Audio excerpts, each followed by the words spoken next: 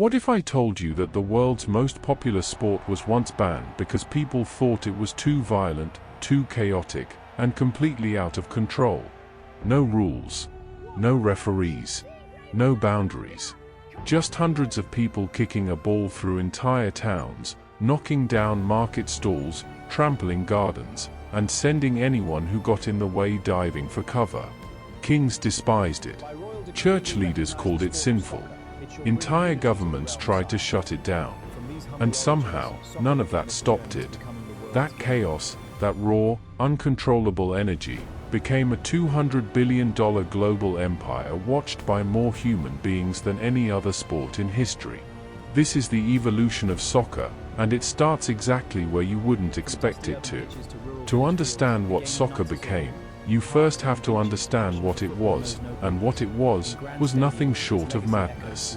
Picture a cold morning in medieval England, sometime around the 12th or 13th century. The sun has barely come up. A crowd is already gathering in the middle of a town: farmers, blacksmiths, merchants, young men with nothing to prove and everything to gain. Someone drops a ball made of inflated pig's bladder onto the ground, and just like that, the game begins. Except calling it a game is being generous. There are no teams in any real sense. No jerseys, no captains, no formations. Just one village against another, sometimes with dozens of players on each side, sometimes with hundreds. The goal could be a church door, a barn entrance, or a marker stone at the edge of town, sometimes miles away from where the ball was dropped. And the only real rule was that you had to get the ball there before the other side did. Everything else was allowed. You could punch. You could shove.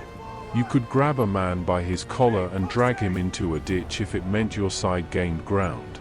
Players got broken noses, cracked ribs, and twisted ankles as a matter of routine. Shopkeepers boarded up their windows on match days because the crowd could tear through a street like a slow-moving flood. Markets got destroyed. Fences came down. Livestock scattered. It was, by almost every measure, a public disaster wrapped in the excitement of competition.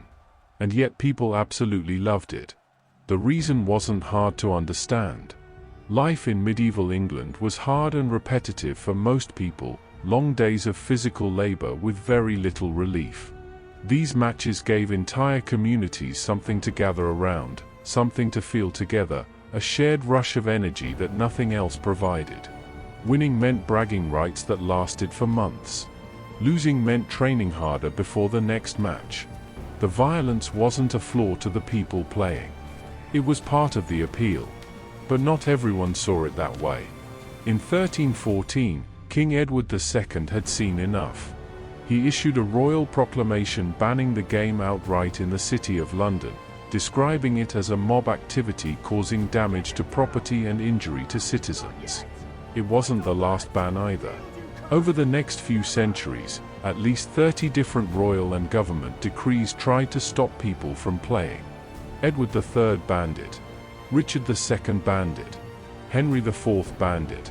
The reasons varied. It was distracting men from archery practice, it was disturbing the peace, it was dangerous to public order.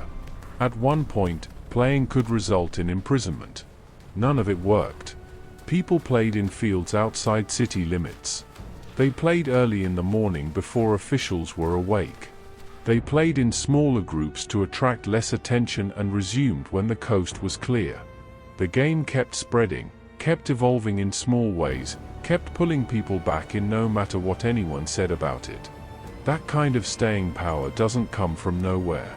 It comes from something deep in how people are wired, the need to compete, to belong to a side, to feel the thrill of a contest that actually matters.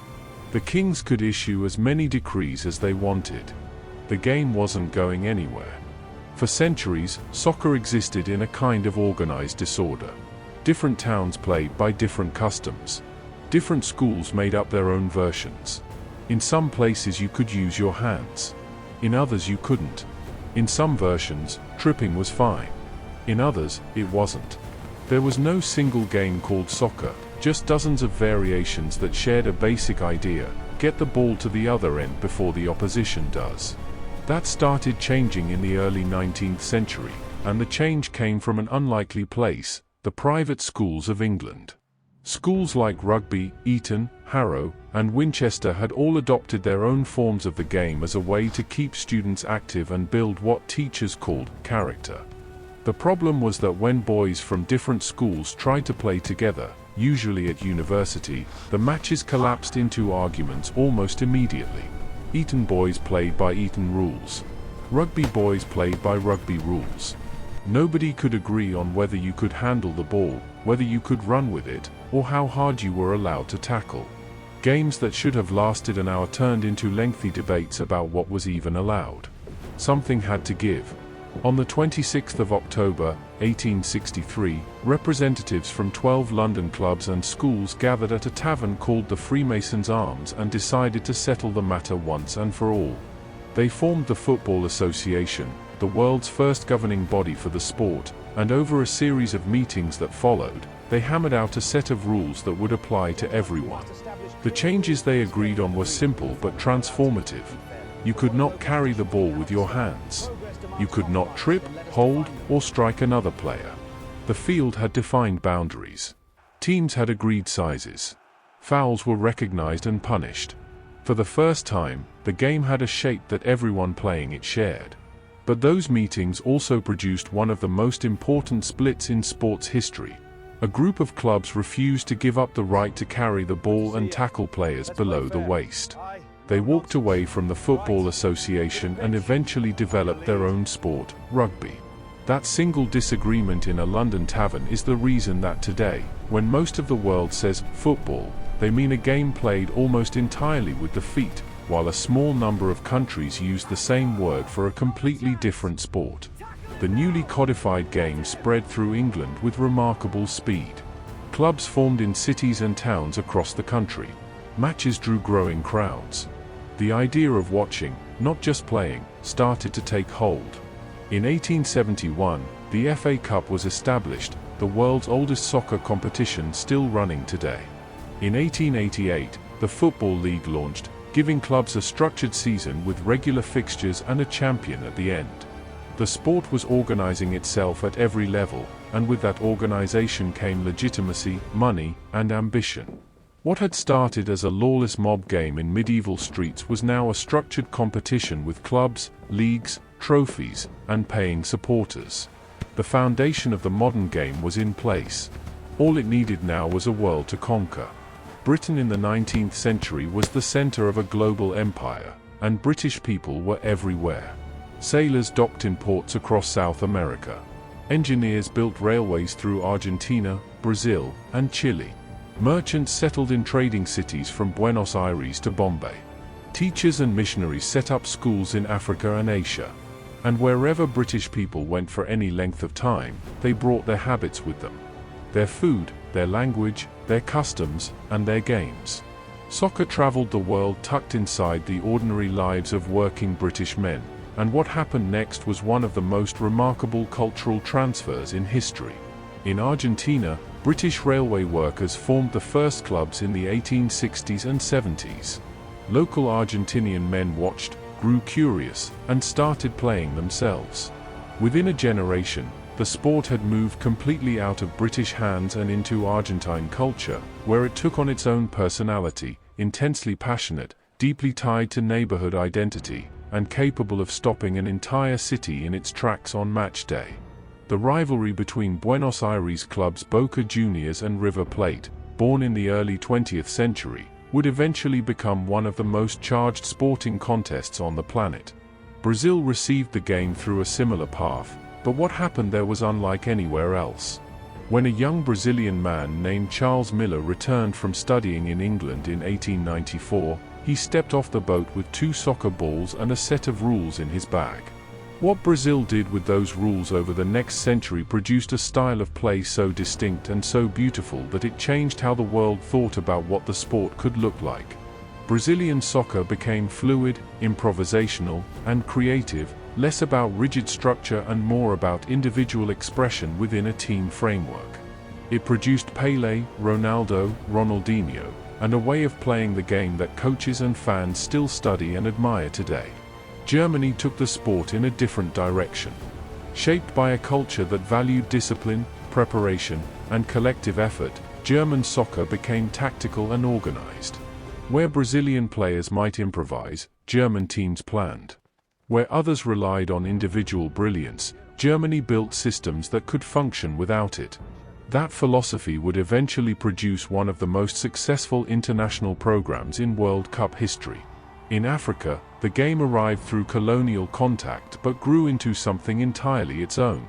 Countries across the continent developed deep soccer traditions that reflected local culture, producing players of extraordinary skill who would later reshape club soccer in Europe.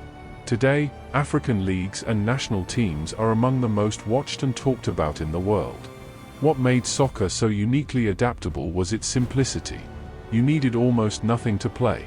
A ball, or something roughly shaped like one. An open patch of ground. 2 markers for a goal. That low barrier to entry meant that soccer could take root anywhere, in the wealthiest neighborhoods and the poorest, on grass and on dirt, in heat and in cold. Other sports required equipment, facilities, specific surfaces. Soccer required almost none of that. By the early 20th century, the game had circled the globe. It was being played on 6 continents in dozens of countries in hundreds of languages. Each culture had put its own stamp on it, its own rhythm and style and meaning. And yet the game was still recognizably the same game. That balance between universal and local, between shared rules and individual expression, was what made soccer unlike anything else sport had produced. The world had the game. What it needed now was a stage big enough to hold it. By 1930, soccer was already popular across much of the world, but it was still a collection of separate stories. Club teams competed within their own countries. National teams played occasional friendly matches. There was no single moment, no shared stage where the whole world could see itself reflected in one competition. That changed on July 13, 1930, in Montevideo, Uruguay, when the first FIFA World Cup kicked off. It almost didn't happen. Getting countries to travel to South America in 1930 was a significant undertaking. The journey by ship took weeks. Many European nations refused to make the trip, citing the cost and the distance. FIFA's president at the time, Jules Rimet, spent months personally persuading teams to attend. In the end, only 13 countries competed, 7 from South America, 4 from Europe, and 2 from North America. It was a small tournament by any modern standard. But what it started was enormous. Uruguay, playing on home soil, won the first World Cup, defeating Argentina 4-2 in a final watched by 93,000 people inside the Estadio Centenario. The noise inside that stadium and the celebration that followed in Montevideo's streets gave the world its first glimpse of what this competition could mean. This wasn't just a soccer match. It was a nation expressing itself on a global stage, and winning felt like something far larger than sport. The tournament grew from there. By 1950, it was back, now in Brazil, drawing crowds that shattered records. The final match of that tournament, played between Brazil and Uruguay before an estimated 200,000 people in Rio de Janeiro's Maracanã Stadium, remains one of the most dramatic sporting events ever staged. Brazil, overwhelming favorites, needed only a draw to win the championship. Uruguay won 2-1. The silence that fell over the Maracanã after Uruguay's winning goal has been described by those who were there as something close to grief. Brazil's defeat became known simply as the Maracanazo, a word that doesn't translate perfectly but carries the weight of national heartbreak. Those moments, the joy of winning and the devastation of losing on that scale, showed the world what the World Cup could do to people, and that emotional power was what transformed soccer from a sport into something else entirely. Soccer became the language through which nations spoke to each other and to themselves. Winning the World Cup wasn't just an athletic achievement. It was a statement of identity, a source of pride that entire generations carried with them. Countries that won became legends. Countries that lost in heartbreaking fashion turned their defeats into national stories retold for decades. Players who starred in World Cups became more than athletes. Pelé's performances in the 1958 and 1970 tournaments made him a figure that transcended soccer entirely, recognized and celebrated in countries where he had never played a club match. The same would later be true of Diego Maradona, whose 1986 World Cup performance in Mexico, including the famous goal scored with his hand and the goal scored past 5 English players in what is widely considered the greatest individual goal ever, made him a mythological figure in Argentina and a name known everywhere on earth. The World Cup gave soccer its biggest stage, but the real engine of the sport's growth was about to arrive in the form of something that would bring the game directly into people's living rooms, changing everything about how soccer was experienced, financed, and understood. The modern era of soccer didn't arrive all at once. It built gradually through the second half of the 20th century, driven by television, money, and the slow removal of barriers that had once kept the world's best players anchored to their home countries. Each of those forces fed the others, and together they turned soccer into something that would have been unrecognizable to the men who wrote the rules in that London tavern in 1863. Television changed the sport first and most fundamentally. When broadcast rights became commercially valuable in the 1960s and 70s, clubs suddenly had a revenue stream that had nothing to do with ticket sales. A match played in front of 40,000 people could now be watched by millions. The size of the audience drove up the value of the broadcast rights, which drove up the money flowing into clubs, which allowed clubs to pay more for better players, which made the matches more spectacular, which attracted bigger audiences. The cycle fed itself, and with each turn, the numbers grew larger. The formation of the English Premier League in 1992 marked one of the clearest turning points in this process. Before the Premier League, English club soccer was well attended and culturally significant, but it was also financially modest by what would come after. The new league negotiated a television deal worth £60 million with Sky Sports, a figure that seemed staggering at the time. By 2022, Premier League broadcasting rights were selling globally for billions of pounds per cycle. The league is now broadcast in 188 countries and watched by an estimated 3 billion people across a single season. The removal of restrictions on foreign players accelerated everything. Before the mid-1990s, most leagues limited the number of non-national players a club could field. The 1995 Bosman ruling by the European Court of Justice changed that for European leagues, allowing players to move freely between clubs at the end of their contracts and removing limits on European Union players within EU leagues. Almost immediately, the best players in the world started concentrating in the wealthiest clubs, and the wealthiest clubs grew wealthier still by attracting the largest global audiences. This is the world that produced Lionel Messi and Cristiano Ronaldo, two players who spent the better part of 2 decades redefining what was physically and technically possible in the sport while simultaneously accumulating global followings that rivaled pop stars and Hollywood actors. Messi, quiet and precise, capable of moving through defenders as though they weren't quite solid, won 4 World Cup runner-up medals before finally lifting the trophy with Argentina in 2022. Completing a career arc that billions of people around the world had been watching and waiting for. Ronaldo, relentlessly driven and physically extraordinary, built a personal brand across social media that made him, for several years, the most followed person on any platform on earth. Kylian Mbappé emerged from France as the heir to both of them, a player of frightening speed and maturity who at 19 became only the second teenager in history, after Pelé, to score in a World Cup final. His combination of physical gifts and technical skill represented what the modern game had become, a sport that now selected and developed talent from every corner of the world, pushed it through sophisticated training systems, measured it with data tools that barely existed a decade ago, and displayed it on a global stage accessible to anyone with a phone. Technology reshaped the game at every level. The video assistant referee system, introduced to major competitions in the late 2010s, brought a degree of accuracy to officiating that was previously impossible, though it also introduced new debates about where the line between technology and the human flow of the game should sit. Goal line technology eliminated the controversy of disputed goals that had shadowed major matches for decades. GPS tracking vests gave coaches real-time data on every player's distance covered, speed, heart rate, and positioning.